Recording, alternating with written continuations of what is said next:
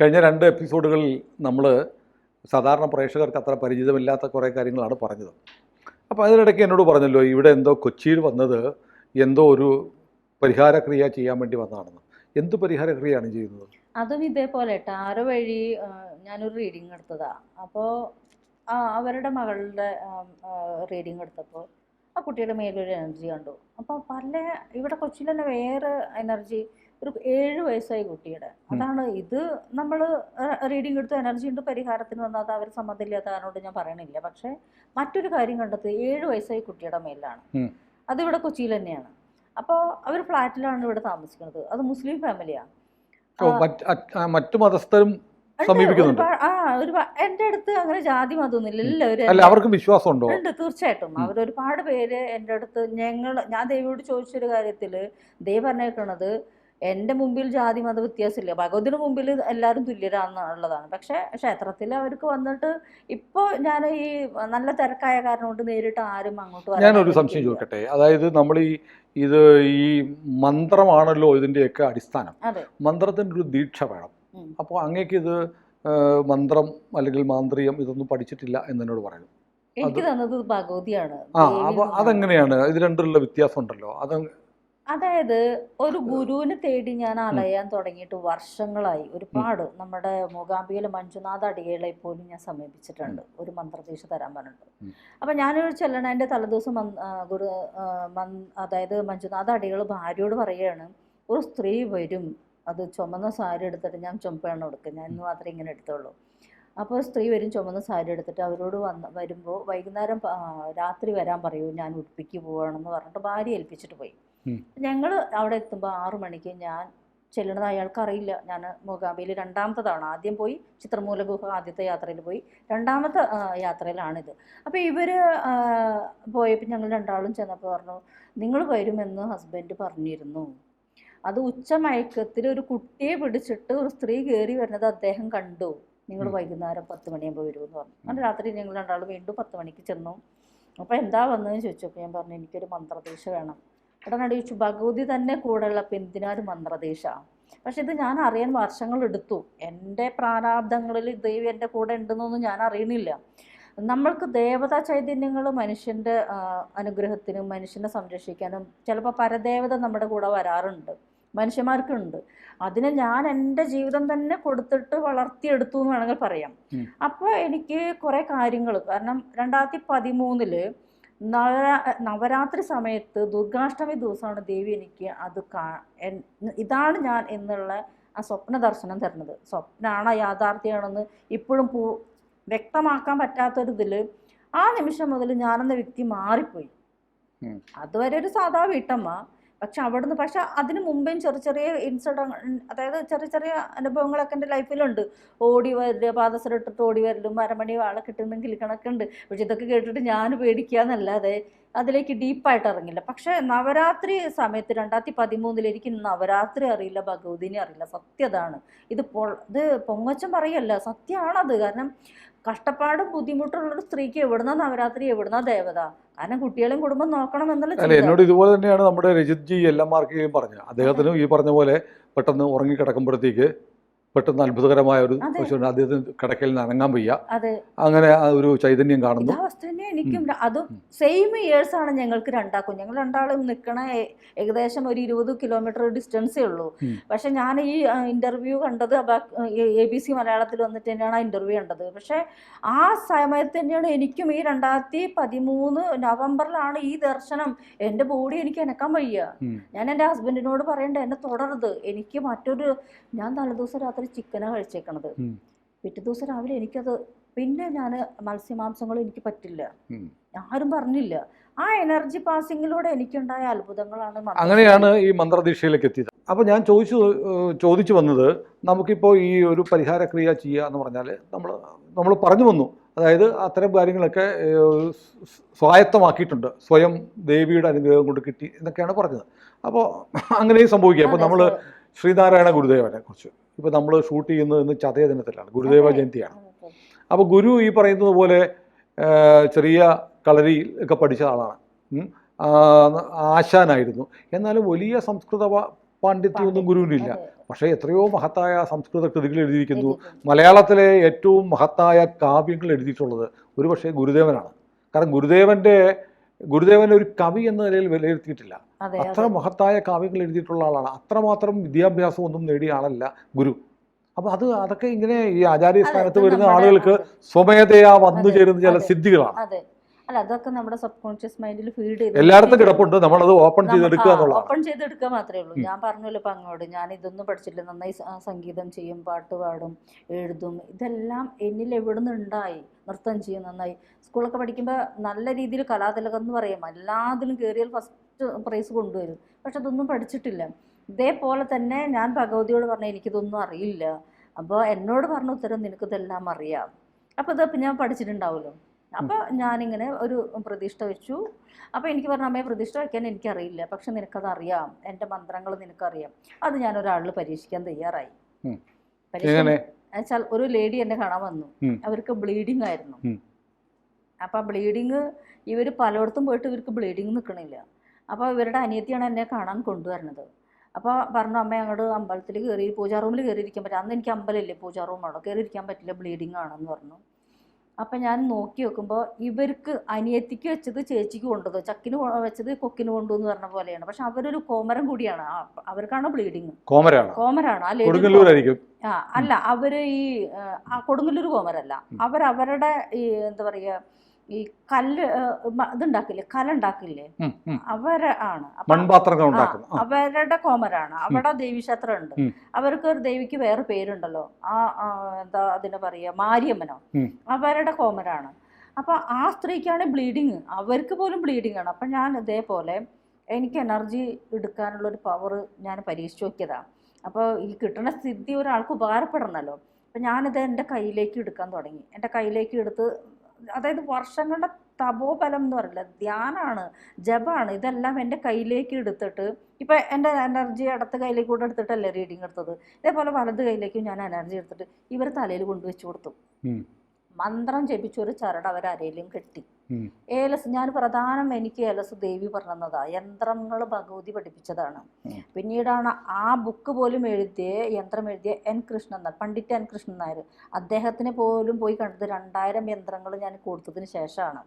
അദ്ദേഹത്തിന് ഏകലവ്യനെ പോലെ മനസ്സിൽ കരുതിയിട്ടാണ് ഞാൻ ഈ യന്ത്രങ്ങൾ എഴുതുന്നത്. പിന്നീട് ഇദ്ദേഹത്തോട് പറഞ്ഞു, എനിക്ക് ആ ഗുരുവിന്, ഇവരെ ഗുരുവാണ്, എനിക്കറിയില്ല ഇവരെ ഗുരുവാന്ന്, പക്ഷെ എനിക്ക് പോയി കാണണം പറഞ്ഞു. അങ്ങനെ പോയി ആളെ നിന്ന് അനുഗ്രഹം വാങ്ങി. അപ്പോൾ എനർജി പാസിങ്ങിലൂടെ ഒരാളെ രോഗം മാറ്റാൻ പറ്റും.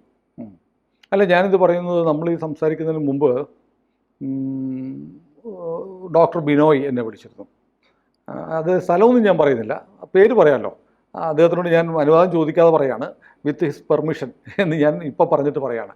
അദ്ദേഹം എന്നോട് സംസാരിച്ചിട്ട് പറഞ്ഞു, എനിക്ക് ചില പ്രശ്നങ്ങളുണ്ടായിരുന്നു, ഞാൻ അവിടെ പോയതിന് ശേഷം അത് പരിഹൃതമായി എന്ന് പറയുന്നു. ഇപ്പോൾ അദ്ദേഹം ഒരു സംസ്ഥാന സർക്കാരിൻ്റെ ഒരു ഉത്തരവാദപ്പെട്ട സ്ഥാപനത്തിൻ്റെ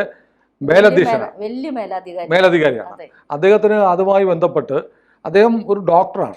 അദ്ദേഹം പറയുകയാണ്, എനിക്ക് പ്രശ്നങ്ങളുണ്ടായിരുന്നു, ഞാൻ ഇത് കെട്ടറിഞ്ഞ് അവിടെ ചെന്നു, അവിടെ നിന്ന് പറഞ്ഞ പരിഹാരം ചെയ്തു അത് കിട്ടി എന്ന് പറയുന്നു. അത് പറയുന്നത് ഇപ്പോൾ ഇതൊക്കെ കേൾക്കുന്ന കുറേ ആളുകൾ താഴെ വന്നിട്ട് തള്ളാണ്, അന്ധവിശ്വാസമാണ് എന്നൊക്കെ പറയുന്ന കമൻറ്റുകൾ ഉറപ്പായിട്ടും ഇതിന് താഴെ വരും. അവർ കേൾക്കാനാണ് ഞാൻ പറയുന്നത്. ഒരു ഡോക്ടർ, അദ്ദേഹത്തിൻ്റെ പേര് ബിനോയ് എന്നാണ്. അദ്ദേഹം ഒരു സ്ഥാപനത്തിൻ്റെ മേലധികാരിയാണ്. അദ്ദേഹത്തിന് ആ സ്ഥാപനത്തിൻ്റെ മേലധികാരി എന്നുള്ള പോസ്റ്റിലേക്ക് എത്തിയത് ഇവിടെ വന്ന് പോയതിന് ശേഷമാണ്. എൻ്റെ അടുത്ത് സാക്ഷ്യം പറഞ്ഞിട്ടുണ്ട്. അതെ, തീർച്ചയായിട്ടും. എന്നോട് ഒന്ന് കാണാം, ഗംഗാമ്മ കാണണം. ഞാൻ പറഞ്ഞു, ഞാനിവിടെ ഇല്ലേ. സത്യം പറഞ്ഞാൽ ഞാൻ എല്ലാവരും ഒളിച്ചോടുള്ളൂ. ഇപ്പോഴും എന്നെ കാണാൻ ആരെങ്കിലും വന്നാലും പരിഹാരത്തിന് എന്നെ വിളിക്കുമ്പോഴും ഞാൻ ചെയ്യില്ല, നിങ്ങൾ വേറൊരാളെ കണ്ടെത്തിക്കോളൂ എന്ന് തന്നെ ഞാൻ പറയാം. അപ്പോൾ ഡോക്ടർ എന്നെ കുറേ വട്ടം വിളിച്ചു. അപ്പം ഞാൻ സത്യം പറഞ്ഞാൽ ഞാൻ ഉണ്ടായിരുന്നില്ല. പിന്നെ എനിക്ക് നല്ല ടൈറ്റ് ഷെഡ്യൂളാണ്. ഇപ്പം ഈ ABC വന്നിരിക്കാൻ പോലും അദ്ദേഹമാണ് കാരണം എന്നെ സംബന്ധിച്ച് ഞാൻ തുറന്നു പറയാം, ഞാൻ ഇങ്ങനത്തെ ആളുകൾ ഒരുപാട് പേര് നമ്മുടെ അടുത്ത് വരാറുണ്ട്. നമ്മൾ അവരെ പ്രോത്സാഹിപ്പിച്ചിട്ടില്ല. നമ്മുടെ ഈ ചാനലിൽ വിദ്യാസാഗർ ഗുരുമൂർത്തി വന്നിട്ടുണ്ട്, പിന്നെ LMRK രജിത് വന്നിട്ടുണ്ട്. അതിനുശേഷം ആധ്യാത്മിക രംഗത്ത് നിന്ന് വരുന്ന ഒരാൾ അങ്ങാണ്. കാരണം നമ്മളിത് നന്നായിട്ട് സ്ക്രീൻ ചെയ്യുകയും അന്വേഷിക്കുകയൊക്കെ ചെയ്തിട്ടാണ് ചെയ്യുന്നത്. മാത്രമല്ല, ഇപ്പോൾ ഡോക്ടറുടെ ഒരു വലിയ സമ്മർദ്ദമുണ്ട്, അദ്ദേഹത്തിൻ്റെ അനുഭവ സാക്ഷ്യം, പിന്നെ രജിത് ആയിട്ടുള്ള ഒരു അടുപ്പം പറഞ്ഞല്ലോ. അപ്പോൾ ഇത്തരം കാര്യങ്ങളൊക്കെ വരുമ്പോൾ നമുക്കൊരു ബോധ്യത്തിൽ നിന്നാണ് നമ്മൾ ചെയ്യുന്നത്. നമ്മൾ ഒരു കേൾക്കുന്നവർക്കറിയാം നമ്മളിവിടെ ചെയ്യാനാണെങ്കിൽ നമുക്ക് എല്ലാ ദിവസവും ഇത്തരം പ്രോഗ്രാംസ് ചെയ്യാം. അതെ. പക്ഷെ നമ്മളത് വളരെ നമുക്കൂടെ ഒരു ക്രെഡിബിലിറ്റി ഉണ്ട്. ആ ക്രെഡിബിലിറ്റി ഇത് ABC ഉണ്ടാക്കിയിരിക്കുന്ന ഒരു ക്രെഡിബിലിറ്റിയാണ്. ആ ക്രെഡിബിലിറ്റിയോടെ വെച്ചിട്ടാണ് നമ്മൾ അങ്ങനെയുള്ള ആളുകളെ നമ്മൾ കൊണ്ടുവരുന്നുള്ളൂ. ഇപ്പം നമ്മൾ കഴിഞ്ഞ ദിവസം ഒരു നമ്മുടെ മറ്റൊരു ചാനലിൽ നമ്മളൊരു അഘോരി സ്വാമിയെ കൊണ്ടുവന്നത്.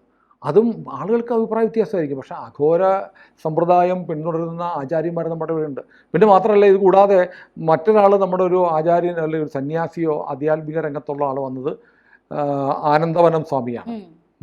മഹാമണ്ഡലേശ്വരായ ആനന്ദവനം സ്വാമിയാണ്. അങ്ങനെയുള്ള ആളുകളെ മാത്രമേ നമ്മൾ വിളിക്കാറുള്ളൂ. അപ്പോൾ അതുകൊണ്ട് ഇത് നമുക്കൊരു ഗ്യാരണ്ടി ഉണ്ട്. ഈ പറയുന്നത് നമ്മൾ ആധികാരികമായി നമ്മളൊരു ABCയുടെ ഒരു ബ്രാൻഡ് അടിച്ച് ഒരു ഒരു മാധ്യമ പ്രവർത്തനങ്ങളിൽ ഞാനും കൂടെ സാക്ഷ്യപ്പെടുത്തി അടിയിൽ ഒപ്പിടുന്ന ഒരു എപ്പിസോഡാണിത്. അപ്പോൾ എൻ്റെ ഒരു അടുത്ത ചോദ്യം, ഇന്നിപ്പോൾ അവിടെ ഒരു പരിഹാരക്രിയ ചെയ്യുന്നു, അവിടെ എന്തായിരിക്കും ചെയ്യുക എന്ന് ഞാൻ ചോദിക്കുന്നില്ല. അത് അങ്ങയുടെ ഒരു രീതിയാണ്. പക്ഷേ എനിക്ക് ചോദിക്കാനുള്ളത്, ഈ 21-ാം നൂറ്റാണ്ടിൽ മനുഷ്യൻ ചന്ദ്രനിൽ പോകാൻ ആലോചിച്ചുകൊണ്ടിരിക്കുകയാണ്. ഇന്ത്യ ഇപ്പോൾ സ്പേസിൽ പോയി, നമ്മൾ സ്പേസ് സ്റ്റേഷൻ ഉണ്ടാക്കുന്നു. നരേന്ദ്രമോദി പറയുന്നത് 2030 ആകുമ്പോൾ നമുക്കും ഒരു മനുഷ്യനെ ചന്ദ്രനിൽ എത്തിക്കണമെന്ന് ഇന്ത്യ ഗവൺമെൻറ് ആലോചിക്കുന്നു. ഈ സമയത്ത് പ്രേതം ഉണ്ടെന്നൊക്കെ പറഞ്ഞാൽ അതിൽ വല്ല കാര്യം? അത് ശരിയാ. ഞാൻ എപ്പോഴും പറയണത്, പ്രേതം എന്നുള്ളത് ഒരു എനർജിയാണ്. നമുക്കൊരു എനർജി നമ്മുടെ ബോഡിയിൽ എന്തായിരിക്കും. ഇപ്പോൾ ഒരുപാട് പേര് എൻ്റെ വാട്സപ്പിൽ മെസ്സേജ് അങ്ങേക്ക് നോക്കിയാൽ ചുമ്മാ ഒരുപാട് പേര് എൻ്റെ എനർജി പാസിങ്ങിലൂടെ മാത്രം അവരുടെ കാര്യങ്ങൾ നടന്നുപോയി, എന്നെ കണ്ടിട്ട് അവരുടെ കാര്യങ്ങൾ നടന്നുപോയി. ഇതെന്തായിരിക്കും കാരണം? ഞാൻ ഇത്രയും യാത്രകൾ ചെയ്യണത്, ഒരേ ക്ഷേത്രങ്ങളിൽ പോയിരുന്നിട്ട് ഞാൻ ചോദിക്കണ പകരം എന്നെ കാണുമ്പോൾ എൻ്റെ എനർജി പാസിങ്ങിലൂടെ, എൻ്റെ സ്പർശനത്തിലൂടെ, എൻ്റെ വാക്കിലൂടെ അവരുടെ പ്രശ്നം പരിഹരിക്കണമെന്ന് പറഞ്ഞിട്ടാണ് ഞാൻ ഇത്രയും കാശ് ചിലവാക്കിയിട്ട് യാത്ര ചെയ്യണത്. ഇത് നടക്കുകയാണ്. കാരണം ഈ എൻ്റെ മൈൻഡിൽ എനിക്ക് പണക്കാരി ആവുക എന്നല്ല ആഗ്രഹം. എൻ്റെ അടുത്ത് ഒരാൾ വരുമ്പോൾ അവരെ ക്ലിയർ ആക്കുക എന്നുള്ളതാണ്. അപ്പോൾ എനിക്ക് അതിന് ചിലവ് വരും. അല്ല, അത് പറയുമ്പോഴാണ് ഞാൻ ഡോക്ടർ ബിനോയിയെ വീണ്ടും കൊട്ടിക്കും. ഡോക്ടർ ബിനോയ് എന്നോട് പറഞ്ഞു, അങ്ങേ കാണാൻ വേണ്ടിയിട്ട് ആ വീട്ടിലെത്തിയിട്ട് അവിടൊക്കെ ഒന്നും കണ്ടുപിടിക്കാൻ പറ്റുന്നില്ല, ഒരു കൊച്ചു വീടും ഒക്കെ ആയിട്ട് അപ്പൊ എന്തോ ഒരു ഷീറ്റൊക്കെ വലിച്ചു കെട്ടിയിട്ടുണ്ട്, ടാർപ്പായ കെട്ടിയിരിക്കുകയാണ്. അവിടെ ചെല്ലുമ്പോഴത്തേക്ക് നമ്മൾ ഒരു ബോർഡ് അവിടെ ഇരിപ്പുണ്ട്. അപ്പോൾ തൊട്ടടുത്ത് കിടന്ന് ആ വീടാണെന്ന് നോക്കും, അതല്ല, പിന്നെ ഒരു പാടത്തിന്റെ നിറക്കൂട്ട് നടന്നു പോകണം എന്നൊക്കെ പറഞ്ഞ ഡോക്ടറാണ്. അപ്പോൾ ഇത് പൈസ ഉണ്ടാക്കാനാണെങ്കിൽ ഒരുപാട് മാർഗങ്ങൾ വേറെയുണ്ട്, ഒരുപാട് അവസരങ്ങളുണ്ട് അല്ലേ. നമുക്കൊരു എഴുതാൻ മതി. ഞാനിപ്പോൾ LMRK രജിയോടും പറയും, എനിക്ക് LMRKയോടുള്ള താല്പര്യം എന്ന് പറഞ്ഞാൽ അവിടെ ഒരു കാണിക്കവഞ്ചിയില്ല, ഇന്നുവരെ ഒരു പൈസ ഒരാളോടും വാങ്ങുന്നില്ല. അതൊരു വലിയ കാര്യമാണ്. ആധ്യാത്മികത എന്ന് പറയുന്നത് ഒരു വലിയ കച്ചവട ചരക്കായിരിക്കുന്ന കാലത്ത് നമുക്ക്, ഞാനും നമ്മുടെ പ്രേക്ഷകരിൽ നല്ല ശതമാനവും ഇത്തരം അതീന്ദ്രിയമായ ശക്തികളുണ്ട് എന്ന് വിശ്വസിക്കുന്നവരാണ്. അതിലൂടെ ഒരു പരിഹാരം, ഒരാശ്വാസം ആർക്കെങ്കിലും കിട്ടുന്നെങ്കിൽ കിട്ടട്ടെ. അത് മന്ത്രസാധനം കൊണ്ട് പറ്റും. ഞാൻ പറഞ്ഞല്ലോ എൻ്റെ അല്ല, ഉത്തരം പറഞ്ഞില്ല. അതെ, പ്രേതം ഉണ്ടോ ഇല്ലെന്ന് ഞാൻ ചോദിച്ചത്. പ്രേതം ഉണ്ടെന്ന് വെച്ചാൽ ഞാൻ 3 തരം കാര്യങ്ങൾ പറഞ്ഞു. നമ്മൾ ഒരാൾക്ക് അയക്കണത് ഒരു ബാധയാണെങ്കിൽ അതൊരു നെഗറ്റീവാണ്. ഇനി പ്രേതത്തിനെ ഞാൻ എങ്ങനെ കണ്ടെങ്കിൽ, ഒരു വീട്ടിൽ പോയി എന്ന് പറഞ്ഞില്ലേ, ഒരു വീട്ടിൽ, കാസർഗോഡ് ഒരു വീട്ടിൽ പോയി, അവിടെ നിന്നിരുന്നത് ഒരു പ്രേതമാണ്, മരണപ്പെട്ട ഒരു എനർജിയാണ്. അയാൾ എന്നോട് കമ്മ്യൂണിക്കേറ്റ് ചെയ്ത് ഇത് എൻ്റെ സ്ഥലമാണ്, ഞാൻ നശിപ്പിച്ച് കളയും പറഞ്ഞു. അപ്പം ഞാൻ ചോദിച്ചു, ഇത് എൻ്റെ സ്ഥലം? പക്ഷേ എൻ്റെ വിചാരം ഇത് ദേവീക്ഷേത്രമാണോ എന്നൊക്കെയാണ് ഞാൻ വിചാരിച്ചത്. അപ്പോൾ ഞാൻ എന്നോട് ചോദിക്കുന്നുണ്ട്, ഇത് ക്ഷേത്രഭൂമിയാണോ ഞാൻ ചോദിച്ചു. അപ്പോൾ അവർ പറഞ്ഞു അല്ല എന്ന് പറഞ്ഞു. അപ്പം ഞാൻ വീണ്ടും ആ എനർജിയായിട്ട് കണക്ട് ചെയ്തു. എൻ്റെ സ്ഥലം എന്ന് പറയാൻ ആളെ പറയാൻ പറഞ്ഞു ഞാൻ. അപ്പോൾ അല്ലാതെ എനിക്കറിയില്ല ഇത് എൻ്റെ സ്ഥലം. അപ്പോൾ ഇത് വർഷങ്ങൾക്ക് മുമ്പ്, 67 വർഷങ്ങൾക്ക് 70 വർഷങ്ങൾക്ക് മുൻപേ നടന്നു പോയ ഒരു സംഭവത്തിൻ്റെ അയാളെ വസ്തു മറ്റൊരാളുടെ കയ്യിൽ അയക്കിയപ്പോൾ അയാൾ മരണപ്പെട്ടിട്ട് പോലും ഇവരെ തകർക്കണം എന്നുള്ള എനർജി അവിടെ നിൽക്കുക. ഈ എനർജി ആയിട്ടാണ് ഞാൻ, അയാളെ പേര് പോലും എന്നോട് കൃത്യമായിട്ട് പറഞ്ഞു, അവരുടെ ആവശ്യവും പറഞ്ഞു. അപ്പോഴാ കുട്ടിയുടെ മേലിൽ നിന്ന് ഈ വ്യക്തി മരിക്കനായിട്ട് മുമ്പെയാണ് ഈ പെൺകുട്ടിയുടെ മേല് ശ്മശാന യക്ഷീനെ കൊണ്ടുവച്ചിട്ടുണ്ടായിരുന്നത്. അപ്പം ശ്മശാന യക്ഷി ഉണ്ടല്ലോ, കാരണം എനിക്ക് ആ കുട്ടീനെ അറിയില്ല. ഇവരുടെ ഈ സ്ഥലം എങ്ങനെ ഇവരിലേക്ക് എത്തി എന്നുള്ളത് എനിക്ക് പറയാൻ ഇത്തിരി ബുദ്ധിമുട്ടുള്ള കാരണം കൊണ്ട് അവരെ ഇതിലേക്ക് വലിച്ചഴക്കേണ്ടല്ലോ എന്ന് വെച്ചിട്ട് അത് ഇത്തിരി കോംപ്ലിക്കേറ്റഡ് കേസാണ്. അപ്പം അയാൾക്ക് ഇവരെ നശിപ്പിക്കുക എന്നുള്ളതാ ചിന്ത. ഇയാൾ ഓടാത്ത സ്ഥലമില്ല കേരളത്തിലും നല്ല ഇന്ത്യയിലും എവിടെ ഇനി ഏത് ക്ഷേത്രത്തിലും ഇങ്ങനെയൊക്കെ അഭിചാരം ചെയ്ത് ശ്മശാന യക്ഷിയോ അല്ലെങ്കിൽ വടയേഷിയോ അങ്ങനെ പല പേരുണ്ടല്ലോ, ഇവരെയൊക്കെ പറഞ്ഞയക്കുന്ന അയക്കുന്ന ആളുകൾ ഇപ്പോഴും ഉണ്ടോ കേരളത്തിൽ? ഉണ്ടല്ലോ, ഉണ്ട് തീർച്ചയായിട്ടും. അതായത് ദുർമന്ത്രവാദം ചെയ്യുന്നവർ മാന്ത്രികം തന്നെ പല രീതിയിലും ഉണ്ടല്ലോ. ദുർമന്ത്രവാദം എന്ന് പറയുമ്പോൾ നശിപ്പിക്കണം. ഏറ്റവും കൂടുതൽ എന്നെ തേടി വന്നവര് ദുർമന്ത്രവാദം ചെയ്തിട്ട് പണി കിട്ടിയ ആൾക്കാരാണ് എൻ്റെ ടാരോയിൽ കൂടുതൽ വന്നവര്. ഒരു 10% വേറെ ആർക്കെങ്കിലും പണി വെക്കാൻ നോക്കി സ്വയം പണി കിട്ടി. അല്ല, അങ്ങനെയല്ല, അല്ല, വേറെ ആർക്കും ചെയ്യാൻ നോക്കിയിട്ടല്ല. മറ്റൊരാൾ അവരുടെ വളർച്ച കണ്ടിട്ട്, ഒരു ഡോക്ടർ ഇവിടെ എറണാകുളത്തുള്ളതാണ്, 4 പേര് ഡോക്ടർ, അച്ഛനും ഡോക്ടർ, അമ്മയും ഡോക്ടർ, മകളും ഡോക്ടർ, മകനും ഡോക്ടർ. ഇവർക്ക് വലിയ സാമ്പത്തികമായിട്ട് ഒരു ഇതുമില്ല, ബാധ്യത മാത്രമേ ഉള്ളൂ. പക്ഷെ ആ കുട്ടികളെ ഡോക്ടറാക്കി പഠിപ്പിച്ച കാരണം കൊണ്ട് അവരുടെ ഒരു കസിൻ ഇട്ടിട്ട് ഇവർക്ക് പണി കൊടുത്തു തകരാൻ വേണ്ടിയിട്ട്. അതോടെ അവർ തകർന്നു. അപ്പം അതിനെ ബാധ എന്നല്ലേ പറയുക, മാരണബാധ എന്നല്ലേ പറയുക. ഇത് ഗംഗാമായിട്ട് ഉണ്ടാക്കണതല്ലോ. ആ ഡോക്ടർ അവരുടെ ഫാമിലിയിൽ എന്ത് റീഡിങ് വന്നാലും എന്നെയാണ് സജസ്റ്റ് ചെയ്യുക. കാരണം അവരെ കൃത്യമായിട്ട് പ്രോബ്ലം കണ്ടെത്തി കൊടുത്തത് ഞാനാണ്. അപ്പം നമുക്ക് ഒരു മാരണബാധയാണെങ്കിലും അല്ലെങ്കിലും ഒരു ദുരിതമുണ്ടെങ്കിൽ അപ്പം അതിന് കാരണം എൻ്റെ അനുഭവത്തിൽ പ്രേതമുണ്ട്, ബാധയുണ്ട്, ഭൂതമുണ്ട്, ഈ നെഗറ്റീവ്സ്, യക്ഷി, ഇതൊക്കെ ഉണ്ട്. ഇല്ല എന്ന് പറയണവർക്ക് അനുഭവം ഇല്ലെങ്കിൽ അവരില്ല എന്ന് പറഞ്ഞോട്ടെ. അല്ല, നമ്മൾ ഇത്തരം അസസ്മെന്റിലേക്ക് എത്തുന്നതിന് ഈ ടാരോ കാർഡുകളാണ് ഉപയോഗിക്കുന്നത്. അതെ, ഞാൻ പറഞ്ഞല്ലോ, ഒരാൾ കേവലം ഈ കാർഡ് റീഡിങ് മാത്രമല്ല, അല്ല, അത് റീഡ് ചെയ്ത് അതിനുള്ള ഒരു പ്രശ്നം കണ്ടെത്തിട്ട് അതിന്റെ പ്രതിവിധി കൂടെ ചെയ്യും, പരിഹാരം കൂടെ ചെയ്യും. പരിഹാരം ചെയ്യും. എന്താണ് അവരിലുള്ളത് എന്നുള്ളത് കമ്മ്യൂണിക്കേറ്റ് ചെയ്യും. അല്ല, ലോകത്തെല്ലായിടത്തും ടാരോ കാർഡ് റീഡേഴ്സ് ഇങ്ങനെ ചെയ്യുന്നുണ്ടോ? വിദേശികൾ ചെയ്യുന്നുണ്ട്. ഉണ്ടോ? അവർ പൂജയല്ല, അവർ ഇന്ന എനർജി എന്നൊക്കെ അവർ പറയും വിദേശികൾ. അതിപ്പോ അതിന് പരിഹാരം ചെയ്യുമോ? പരിഹാരം ചെയ്യണവര് റേക്കിലെല്ലാം ഹീലാവില്ല. റേക്കിക്ക് ഒരു മന്ത്രവാദത്തിന്റെ സ്വഭാവം ഉണ്ടെന്നാണോ പറയുന്നത്? അല്ല, റേക്ക് ഒരു ഹീലിംഗ് ആണ്, ഡിസ്റ്റൻസ് ഹീലിംഗ് ആണ്. പക്ഷെ ഒരു ബാധ ഉണ്ടെങ്കിൽ, ഇതിപ്പോ സാറിന്റെ മേലൊരു ബാധ ഉണ്ടെന്ന് വിചാരിക്കുക, ഇതിനടുത്ത് പുറത്ത് കളയാൻ റേക്കിക്ക് പറ്റുമെന്ന് എനിക്ക് തോന്നിയിട്ടില്ല. കാരണം വലിയ ഒരു യൂട്യൂബ് ചാനലിൽ വന്നിട്ട് റേക്കിനെ കുറിച്ച്, വലിയ റേക്കി ഹീലറാണ്, അവർ റേക്കി പഠിപ്പിക്കുന്നുണ്ട്, എല്ലാം ഉള്ള ഒരാള് അവിടെ ബാധയായിട്ട് ദുരിതമായിട്ട് അവിടെ തളർന്ന് കിടന്നിട്ട് നമ്മളെടുത്ത് വരേണ്ട കാര്യമില്ലല്ലോ. അവര് വലിയ റേക്കി ഹീലറാണ്, നമ്മള് ഹീൽ ചെയ്യേണ്ടി വരുന്നു. അപ്പൊ അവര് അതെ, നമ്മുടെ അടുത്ത് വന്നാൽ മസ്റ്റ്. കാരണം എൻ്റെ എനർജി പറയുമ്പോൾ ഞാനും ഇങ്ങനെ പൊങ്ങച്ചം പറയണതല്ല. ഞാൻ കുറച്ച് എല്ലാവരായിട്ടും ഞാൻ കണക്ട് ചെയ്ത് എല്ലാം വേരി പിടിക്കൊന്നുമില്ല. ഞാൻ നിർദ്ദേശിക്കണം, ഞാൻ വിചാരിക്കണം. പൂജ 1000 പേര് വന്നാൽ ചിലപ്പോൾ ഒരാളെ 2 ആളെ ഞാൻ പൂജ സജസ്റ്റ് ചെയ്യുള്ളൂ. അല്ലാതെ മറ്റൊരു പൂജയ്ക്ക് വിളിച്ചാൽ പോലും ഞാൻ പറയും ഞാൻ വരില്ലേ, നിങ്ങൾ ആരെങ്കിലും തേടി പൊക്കോളൂന്നേ പറയുള്ളൂ. എനിക്ക് തോന്നണം അവരുടെ അടുത്ത് പോയി അത് മാറ്റി കൊടുക്കാം എന്നുള്ളത്. ഇപ്പോൾ ഇവിടെ വന്നതും ഒരു കുട്ടിയുടെ ശരീരത്തിൽ ഒരു ബാധാ ദുരിതമുണ്ട്. അതൊരു ക്ഷേത്രത്തിൽ നിന്ന് കയറിയുള്ള ഒരു ബാധയാണ്. അതിന് മാറ്റി കൊടുക്കുക എന്നുള്ളതാണ് എൻ്റെ നിയോഗം. അത് ഞാൻ തന്നെ വന്നാലായിരിക്കും നടക്കുള്ളൂ. അതുകൊണ്ടാണ് പ്രപഞ്ചം എന്നെ നിയോഗിച്ച് ഇങ്ങോട്ട് അയച്ചേക്കുന്നത്. അതുകൊണ്ട് എനിക്ക് ഇന്ന് ABC മലയാളത്തിൽ ഇരിക്കാൻ പറ്റി. കാരണം ഇതിനൊരു നിയോഗങ്ങളുണ്ടാവും, എല്ലാം ഒരു കണക്റ്റഡ് ആണ്. ഒരു നൂലിൽ നിന്നും മറ്റൊരു നൂലിലേക്ക് ഇങ്ങനെ കണക്ട് ചെയ്ത് നമ്മുടെ ഇത് പോണ പോലെയാണ്, എല്ലാം കണക്റ്റഡ് ആണ്. ഞാനിപ്പോൾ ഈ കാർഡുകൾ നമ്മൾ റെഡിയാക്കിയിട്ടുണ്ടല്ലോ, ഈ കാർഡുകൾ ആളുകൾ വാങ്ങിക്കഴിഞ്ഞാൽ അവരെന്ത് ചെയ്യണം? അവർക്ക് നമ്മളിത് പഠിപ്പിക്കുന്നുണ്ട്. അതിനാണ് കാർഡുകൾ കൊടുക്കുന്നത്. അതെ. പിന്നെ ഞാൻ ടാരോ പഠിപ്പിക്കുന്നുണ്ട് നല്ല രീതിയിൽ തന്നെ. കാരണം ഞാൻ ഓൺലൈൻ കോഴ്സ് നടക്കുന്നുണ്ട്. ഇപ്പോൾ 10-40 സ്റ്റുഡൻസ് ഉണ്ട് ഓൾറെഡി. അപ്പൊ ഞാൻ ടാരോയിൽ കണ്ടെത്തിയതാണ് അവരെ പഠിപ്പിക്കുക. അല്ലാതെ ടാരോ മീനിങ് പഠിപ്പിച്ച ഒരാൾക്കും റീഡിങ് എടുക്കാൻ പറ്റില്ല. ടാരോയുടെ ഒരു റീഡിങ് സോഡ്, അതുപോലെ പെൻഡഗല്, കപ്പ്, അതുപോലെ തന്നെ വാണ്ട്, ഈ 3 തരത്തിൽ, അതായത് പഞ്ചഭൂത തത്വമാണ്. അപ്പോൾ ആകാശതത്വം, ഭൂമിതത്വം, ആകാശതത്വം ഇല്ല, ഭൂമിതത്വം, ജലതത്വം, അഗ്നിതത്വം, വായുതത്വം, ഇങ്ങനെയാണ് 4 ഇതുള്ളത്. ഈ 4 പഞ്ചഭൂതങ്ങളില്ല. 4ാമത്തെ ആകാശതത്വത്തിലില്ല. പക്ഷെ ഇത് ആകാശതത്വമായിട്ട് മേജർ അർക്കാന കാർഡിനെ വേണമെങ്കിൽ നിർദ്ദേശിക്കാം എന്നുള്ളതാണ്. പക്ഷെ ബാക്കിയുള്ളതെല്ലാം ഇങ്ങനെ കപ്പ്, സോഡ്, പെൻഡഗല്, അതുപോലെ തന്നെ വാണ്ട്.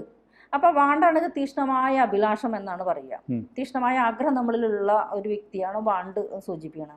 കപ്പാണെങ്കിൽ അമിത വികാരങ്ങളെ സ്വാധീനിപ്പിക്കുക, സ്നേഹം, വികാരങ്ങൾ. പെൻഡഗലാണെങ്കിൽ മെറ്റീരിയലിസ്റ്റിക്, നമുക്ക് പൈസ ഇല്ലാത്ത ഒരു കാര്യം ചെയ്യാൻ പറ്റില്ല. അതുപോലെ സോഡാണെങ്കിൽ പ്രതിരോധിക്കാൻ വേണ്ടി നമ്മുടെ കയ്യിലൊരു വാളും പിടിച്ച്, നമ്മൾക്ക് പ്രശ്നങ്ങൾ വരികയാണെങ്കിൽ നമ്മൾ വാളും പിടിച്ച് നിൽക്കുകയാണെങ്കിൽ, ഇങ്ങനെയാണ് 4 ഇതുള്ളത്. അപ്പോൾ ഇത് വെച്ചിട്ടാണ് നമ്മളൊരാളെ റീഡ് ചെയ്യുക. അപ്പോൾ കൂടുതൽ ആധികാരികമായിട്ടാകുമ്പോൾ ടാരോയിൽ കൂടെ എനർജി ഉണ്ട് എന്ന് പറയാനേ പറ്റുള്ളൂ. അതെന്ത് എനർജിയാന്ന് പറയണമെങ്കിൽ എൻ്റെ മുമ്പിൽ വരണം. അതിൽ 1000 പേരൊക്കെ വന്നു കഴിഞ്ഞാൽ ഞാൻ പറയും, നിങ്ങൾ ഒരാളോ 2 ആളൊക്കെ ഞാൻ പറയും ഞാൻ ചെയ്യില്ല, കാരണം എൻ്റെ എനർജി കളയാൻ ഞാൻ തയ്യാറില്ല എന്ന് പറയും. അപ്പോൾ ഈ ടാരോ കോഴ്സിൽ ചേരണമെങ്കിൽ എന്ത് ചെയ്യണം? നമുക്ക് 10,000 രൂപയാണ് ഇപ്പോഴത്തെ കോഴ്സ് ഫീ വരുന്നത്. എത്ര നാളത്തെ 7 മാസത്തെ കോഴ്സാണ്. 7 മാസം? 7 മാസത്തെ കോഴ്സാണ്. അതിൽ ആഴ്ചയിൽ ഒരു ക്ലാസ് വീതം. ഇന്നിപ്പോ എനിക്ക് ക്ലാസ്സുള്ള ദിവസമാണ്. അപ്പൊ അവരോട് ഞാൻ പറഞ്ഞിട്ടുണ്ട്, അത് എൻ്റെ കുട്ടികളൊക്കെ എന്നെ ഭയങ്കര അത്രയും സ്നേഹിക്കുന്ന കുട്ടികളാണ്. കാരണം അവർക്ക് എപ്പോഴായാലും കുഴപ്പമില്ല. അപ്പൊ അതിൽ ഈ ഒരു കാർഡ് 3,500 രൂപയിലാണ് ഈ രുദ്രതീർത്ഥം. 78 കാർഡുണ്ട്. ഈ കാർഡിൽ ഇപ്പൊ ഞാൻ നേരത്തെ അങ്ങേ വായിച്ചതല്ല, ഈ കാർഡ് വെച്ചിട്ടാണ്. അപ്പൊ ഈ കാർഡ് ഒരു മനുഷ്യൻ എന്താണെന്നാണ് ഇതിൽ എഴുതി വെച്ചേക്കണത്. അപ്പൊ എന്റെ മെന്റർ എന്നെ പറഞ്ഞു, ഇത്ര മലയാളത്തിൽ കുറെ കാർഡ് ഇറങ്ങിയിട്ടുണ്ട്, അതൊന്നും പോയി വാങ്ങണ്ടെന്ന്. നമുക്കൊരു മലയാളത്തിൽ വേറെ കാർഡുകളുണ്ട് ഇല്ല. എന്റെ കാർഡിനെ കുറിച്ച് പറയണതാണ്. എന്റെ കാർഡൊന്നും വാങ്ങണ്ട, കാരണം പാശ്ചാത്യരുടെ മാത്രമല്ലേ ഇവിടെ അങ്ങനെയാണ്. സായിപ്പിന്റെ എല്ലാം നല്ലതും നമ്മുടേത് വട്ടയാണ്. ഇത് ഞാൻ എത്ര അപ്പൊ ഈ നമ്പറിൽ 97 45 16 35 32 വിളിച്ചാൽ ഈ കോഴ്സിന് ചേരാൻ പറ്റുമോ? അതെ, കോഴ്സിന് ചേരാനുള്ള ഇതിന്റെ ഡീറ്റെയിൽ എല്ലാം നമ്മൾ അവർക്ക് കൊടുക്കും, വാട്സപ്പ് ചെയ്യും. അപ്പൊ കോഴ്സിൽ 10,000 രൂപ ഫീ പറയണ 7 മാസത്തെ കോഴ്സാണ്. അത് ഈ ടാറ് മാത്രമല്ല പഠിപ്പിക്കണം. അവർക്ക് ഇതിലെങ്ങനെ എനർജി എടുക്കാമെന്ന് പഠിപ്പിക്കേണ്ട. അതായത് ചക്ര മെഡിറ്റേഷൻ, ബേൺ ഫയർ. നമുക്ക് ഇപ്പൊ സമയമില്ലല്ലോ, അല്ലെങ്കിൽ നമ്മുടെ കാരണം ഇനി എപ്പോഴെങ്കിലും പറയാം. അതെ, അപ്പൊ ഇനി ഇരിക്കുമ്പോൾ പറയും. കാരണം ഞാൻ തൃച്ചെന്തൂർ പോയിട്ടാണ് എനിക്ക് ബേൺ ഫയർ എന്ന് പറഞ്ഞിട്ടുള്ള ഒരു പ്രോഗ്രാം അവിടെ വെച്ചിട്ടാണ് കിട്ടുന്നത്. തൃച്ചെന്തൂർ ക്ഷേത്രത്തിൽ പോയിട്ടാണ്. സുബ്രഹ്മണ്യനല്ല, ശിവക്ഷേത്രം ഉണ്ട് അവിടെ, സുബ്രഹ്മണ്യം പ്രതിഷ്ഠിച്ചത്. അവിടെ വെച്ചിട്ടുള്ള ഒരു ശക്തമായ നെഗറ്റീവ് എനർജി ബേൺ ചെയ്ത് കളയാം. അപ്പൊ ഒരു ബാധയാണെങ്കിൽ നമുക്ക് ആ ബാധേനെ എടുത്ത് മാറ്റി തന്നെ വേണം. അത് ബേൺ ഫയറിൽ പോയില്ല. പക്ഷെ നമുക്ക് ദൈനംദിനമായിട്ടൊന്ന് ക്ലൻസ് ചെയ്യാനുള്ള ഒരു ബേൺ ഫയർ ഉണ്ട്. അത് ഈ ടാറോ റീഡേഴ്സ് മസ്റ്റാണ്. കാരണം നമ്മൾ എടുക്കുന്നതെല്ലാം ഒരാളെ എനർജിയാണ്. അപ്പം അത് ബേൺ ചെയ്ത് കളയാൻ വേണം. ആ ബേൺ ഫയർ, ചക്ര മെഡിറ്റേഷൻ, അതുപോലെ തന്നെ ഒറക്കൽ കാർഡ്. ഇതിപ്പോൾ ഒറക്കൽ കാർഡാണ്. ഇതിനെക്കുറിച്ചുള്ള പഠിപ്പിക്കലും എല്ലാം കൂടിയിട്ടാണ് 7 മാസത്തെ കോഴ്സ്. അതിന് 3,500 രൂപയുടെ ഈ കാർഡ് ഫ്രീ ആയിട്ടാണ് കൊടുക്കുന്നത്. ആ കോഴ്സിൽ 10,000 രൂപയിൽ നമ്മൾ വേറെ പൈസ വാങ്ങണില്ല. ഇങ്ങനെയാണ് നമ്മളിപ്പോൾ ചെയ്തുകൊണ്ടിരിക്കുന്നത്. ഇപ്പോൾ ഈ അങ്ങ് പഠിപ്പിച്ച എത്ര ആളുകൾ ഇപ്പം ഈ കോഴ്സ് കഴിഞ്ഞ് ടാരോ ചെയ്യുന്നുണ്ട്? ഓൾറെഡി ഇപ്പോൾ 40 സ്റ്റുഡൻസ് ഉണ്ട്. അതിൽ ഫസ്റ്റ് ബാച്ചാണോ? ഫസ്റ്റ് അല്ല, 4ാമത്തെ ബാച്ചാണ്. അപ്പോൾ ബാക്കി 3 ബാച്ചിലുള്ളവർ ഇപ്പോൾ ടാരോ ചെയ്യുന്നുണ്ടോ? ടാരോ അതിൽ പലരും റീഡേഴ്സാണ്. അവർക്ക് വല്ല സംശയം ഉണ്ടെങ്കിൽ അവർ എന്നായിട്ട് കമ്മ്യൂണിക്കേറ്റ് ചെയ്യും. ഇന്നതല്ലേ എന്ന് ചോദിക്കും. ചില ആൾക്കാർ യൂട്യൂബിൽ ചാനലുണ്ട്, ചില ആൾക്കാർക്ക് എനിക്ക് ചാനലുണ്ട്. അതുപോലെ തന്നെ അവർക്കും ഞാൻ എല്ലാവരും പ്രോത്സാഹിപ്പിക്കാറാണ്. കാരണം ലാസ്റ്റ് വാക്ക് ഗംഗാമല്ലല്ലോ, എല്ലാത്തിനും അറിവ് പകർന്നു കൊടുക്കുക എന്നുള്ളത് വളരെ പ്രധാനപ്പെട്ട. അതെ, നമുക്ക് അതുകൊണ്ട് തന്നെ ഞാൻ ടാരോ ഇന്നതാണ് ടാരോ എന്നല്ല പഠിപ്പിക്കുക, ഇന്നതാണ് ഫോക്കസ് ചെയ്യേണ്ടത്. കാരണം അപ്പുറത്തിരിക്കുന്ന ഒരാളെ നമ്മൾ ഇവിടെ അറിയാൻ തയ്യാറാവണം. ഇനി എനിക്ക് തോന്നുന്നത് നമ്മളിപ്പം 3 എപ്പിസോഡ് ചെയ്തു, നമുക്ക് ഒരെണ്ണം കൂടെ നമുക്ക് ചെയ്യാം. അതിൽ നമുക്ക് എനിക്ക് തോന്നുന്നത് നമ്മുടെ ആളുകൾ, ഇപ്പോൾ ഇത് കേട്ടിട്ടുള്ള ആളുകൾക്ക് എന്ത് പ്രശ്നങ്ങൾക്കാണ് അങ്ങേ കാണാൻ വരേണ്ടത് എന്നുള്ള ഒരു ധാരണ ഉണ്ടാവണം. അപ്പോൾ അതേക്കുറിച്ചൊന്നും സംസാരിക്കാം. അത് മാത്രമല്ല, എനിക്ക് ഒരുപാട് എനിക്ക് കുറച്ച് കഥകളാണ് വേണ്ടത്. ഈ അനുഭവങ്ങളുണ്ടല്ലോ, നമ്മൾ ഒരു സാധാരണ വീട്ടമ്മയായി വന്നിട്ട് ഇത്തരം ഒരു ടാരോയും ഒക്കെ ഒരു ആധ്യാത്മിക രംഗത്തേക്ക് വരുന്നു. അത് കഴിഞ്ഞ് ഇത്തരം കാര്യങ്ങൾ ചെയ്യുമ്പോൾ ഉണ്ടായിട്ടുള്ള ചില അനുഭവ കഥകളോടെന്ന് പറഞ്ഞാൽ അതൊരു പ്രേക്ഷകർക്ക് ഒരു കൗതുകവും ഒരു പുതിയ ഇൻഫർമേഷനും ആയിരിക്കും. അതുകൂടെ പറഞ്ഞിട്ട് നമുക്ക് നമ്മുടെ ഈ പരമ്പര വൈൻഡപ്പ് ചെയ്യാം. കൂടുതൽ വാർത്തകളും വിശേഷങ്ങളും നിങ്ങളിലേക്ക് എത്താൻ ABC മലയാളം സബ്സ്ക്രൈബ് ചെയ്യുക, ബെൽ ബട്ടണും അമർത്തുക.